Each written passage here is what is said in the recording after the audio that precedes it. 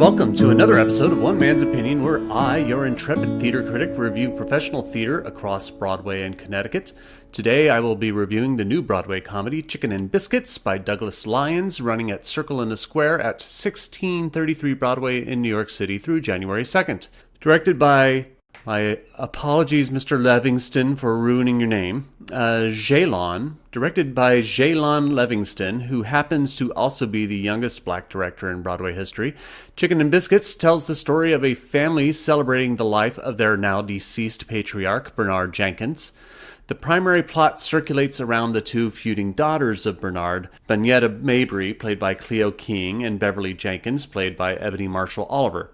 Baneatta, who is devoted to her Christian faith to the point of self-righteous arrogance and judgmentalism, disapproves of her more worldly little sister, who flaunts her body around at the funeral with the hope of catching a new man in her life. While their conflict builds, there are a bevy of secondary conflicts that add to the action throughout. There's her husband, Reginald Mabry, played by the incomparable Norm Lewis, who is preaching his first sermon as head pastor of the church, a position vacated by the late Bernard. There's their son, Kenny Mabry, played by DeVere Rogers, who brings home his boyfriend, Logan Leibowitz, played by Michael Urie. And then there's several phone calls Baneatta keeps getting over the course of the funeral, which she keeps hiding from Reginald and the rest of the family. Who is this person on the other end of the line, and what dramatic turn will they bring once they appear? What I love so much about Chicken and Biscuits is that there is nothing like this on Broadway. I can't really think of anything else I've ever seen on Broadway like it, which is good because it is opening the door for similar plays. To be honest, it is more reminiscent of comedy films of the past couple decades made by Tyler Perry and Martin Lawrence. This isn't a perfect comparison, but it's the closest one I've got.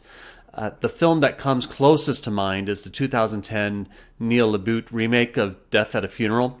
It's a style of comedy that has been long prevalent in cinema, but not on the Broadway stage, and that is a real shame because Chicken and Biscuits, though some of the tropes are borderline cliché from a cinematic point of view, is a delightful comedy and a breath of fresh air here. I actually prefer Chicken and Biscuits to these films because though the themes can be similar, it's not as narratively chaotic that some of these films can be. Levingston has a firm control on the story and direction and does a great job of meting out the comedy in a purposeful manner. It seems that so much of theater has focused on giving hard looks at the social issues that permeate our country. In the past several seasons, plays like Choir Boy and Slave Play and Passover this season takes hard, determined looks at issues of race, sexuality, and social justice. And yes, though we do need plays like these to address and tackle these issues head on, and with every new play currently scheduled to open this season being written by a black playwright, there will undoubtedly be a bevy of different themes that will be addressed. So it's a good reminder that it's okay to laugh and have an enjoyable night of family theater thrown into the mix as well, while maintaining culturally relevant themes. The cast is wonderful, anchored by experienced Broadway veterans Norm Lewis and Michael Urie, as well later in the play by Natasha Yvette Williams. The other 5 actors are all making their Broadway debuts, which is awesome to see, especially since they all have qualities that give their characters identifiably unique traits that make them all memorable.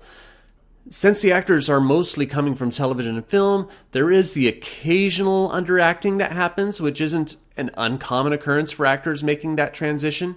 But otherwise, there isn't really a weak link in this hysterical cast.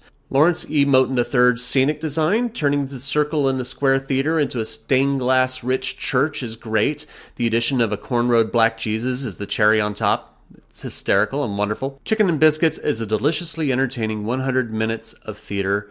Its story will not likely stop the world for anyone, but it does have some touching moments of acceptance and love toward others who are different than you, and will get you rolling in laughter along the way. And I'd like to thank my friends Steve Wallace, Deirdre Fisher-Kemp, and Chuck Burks for their guidance in addressing some of the terminology I chose to use for this review. Being a straight white Anglo-male Protestant critic, coming into this new Broadway season with such a rich, diverse representation of theater creators, doing my best not to trip over my privilege in making these reviews, and their perspective as Black Americans are both helpful and edifying. And any mistakes along the way, I accept as my own, as I continue to learn to better appreciate people who have different identities than my own. And that's as one man's opinion of Chicken and Biscuits. Leave yours in the comments below. If you're interested in seeing the show, I will leave a link below that will lead you to their websites to purchase tickets. My next review will be the national tour of Escape to Margaritaville. So be sure to like, share, and subscribe so you can be the first to catch that review when it's posted. Thank you for watching, and I will see you at the theater.